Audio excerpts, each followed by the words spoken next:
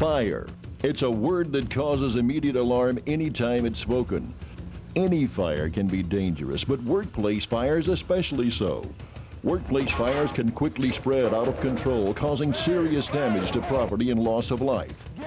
Taking proper action the first moment a fire is discovered can save lives and reduce property damage.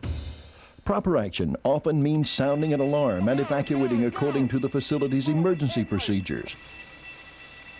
In certain situations, the proper use of a fire extinguisher can put out a small fire before it has a chance to spread, preventing property damage and minimizing the threat to human life. However, you must remember this. Just because a fire extinguisher is available does not mean you should use it. Using a fire extinguisher at the wrong time or in an improper manner can be a fatal error. The most important thing to learn about fire extinguishers is how and when to use them. Because of the safety concerns involved with using portable fire extinguishers, some companies restrict their use to certain areas or only allow use by specially designated employees. If fire extinguisher use is prohibited in your work area or you are not a designated employee, then you must follow the company's emergency plan for evacuating the facility. Do not attempt to fight a fire when you're not authorized to do so. Check with your supervisor to find out if you're allowed to use a fire extinguisher in your work area. When employees are allowed to use fire extinguishers, it is only when 3 very specific conditions are met. Condition 1. Only use a portable fire extinguisher on a small fire in its incipient stage. Condition 2. Only use a portable fire extinguisher when you know what type of material is burning. Condition 3.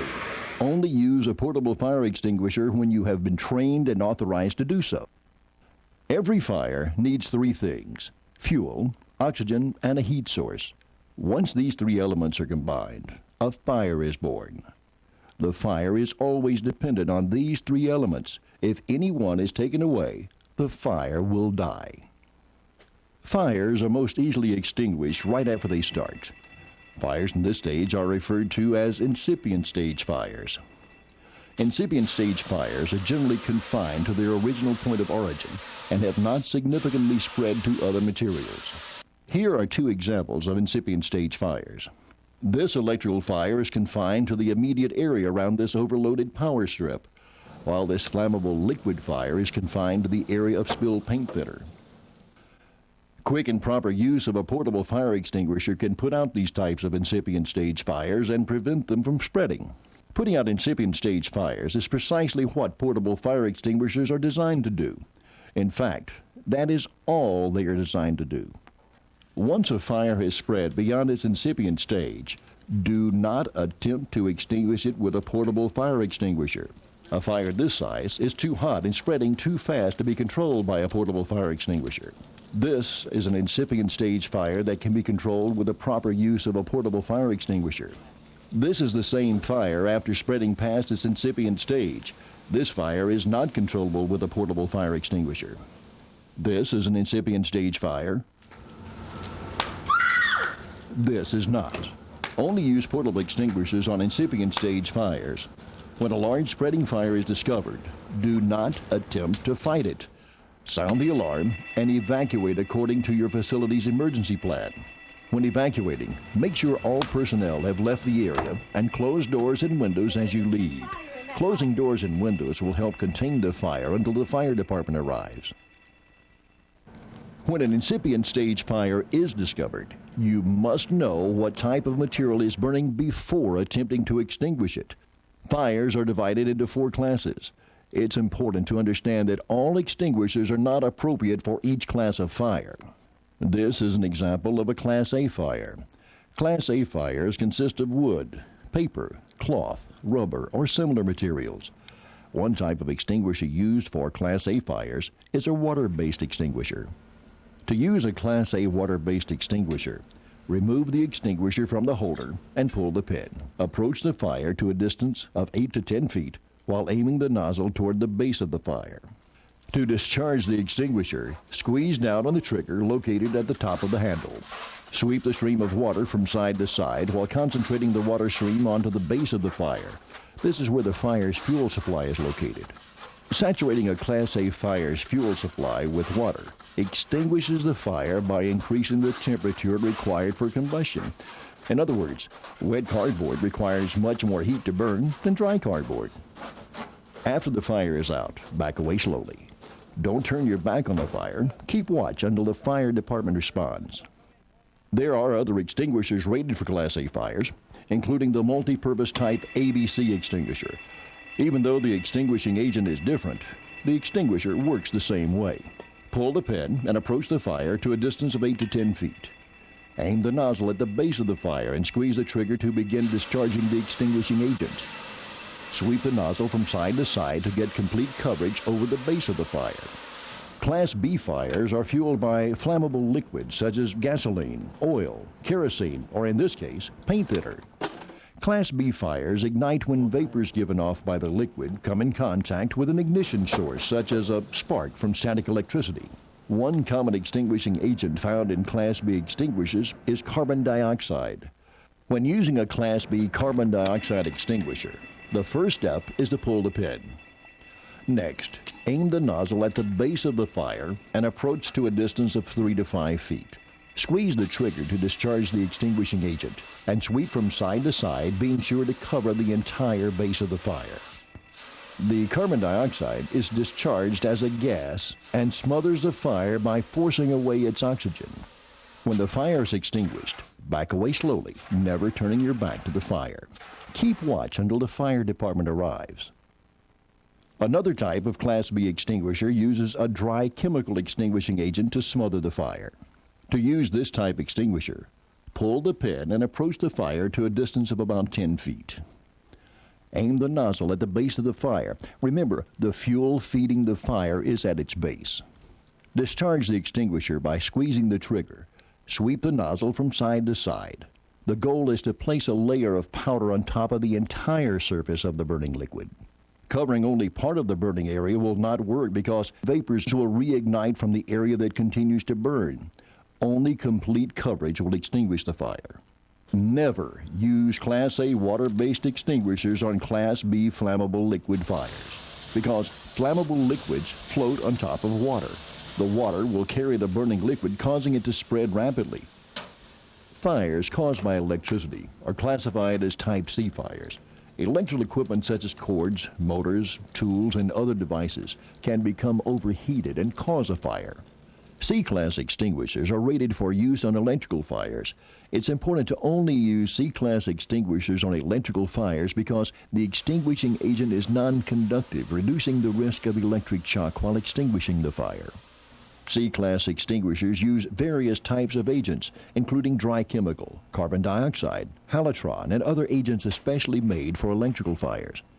Using extinguishers not designed for electrical fires on or near electricity can produce deadly results. Never use water to extinguish an electrical fire. Before attempting to extinguish an electrical fire, the electricity must be turned off. If the electricity is not turned off, the fire can reignite once the effect of the extinguisher dissipates.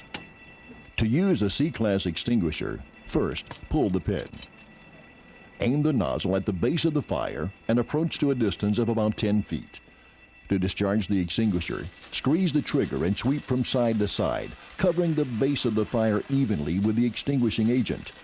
When the fire is out, back away slowly and stand watch until the fire department arrives.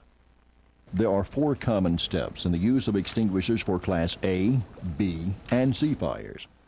These 4 steps can be remembered by using the first letter of each step. P, pull the pin. A, aim the nozzle. S, squeeze the trigger. And S, sweep from side to side. Using the word pass as a memory tool is a good way to remember these 4 steps. There is a 4th class of fire, Class D. Class D has different characteristics than A, B, and C class fires. Class D fires are fires fueled by flammable metals. Some metals, such as aluminum, titanium, beryllium, and magnesium, are flammable. Once ignited, these metals are hard to extinguish even for trained firefighters. These types of metals release oxygen as a result of the burning process and cannot be smothered. These types of metals can even burn underwater. Class D extinguishers expel a thick, waxy substance that must be built up around the burning metal until it is completely covered. This isolates the fire until it burns itself out.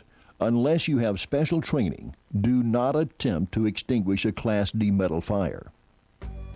The company has selected extinguishers rated for the most likely types of fires found in your workplace. These extinguishers are labeled for the class of fire for which they are designed. Many extinguishers are rated for more than one class of fire.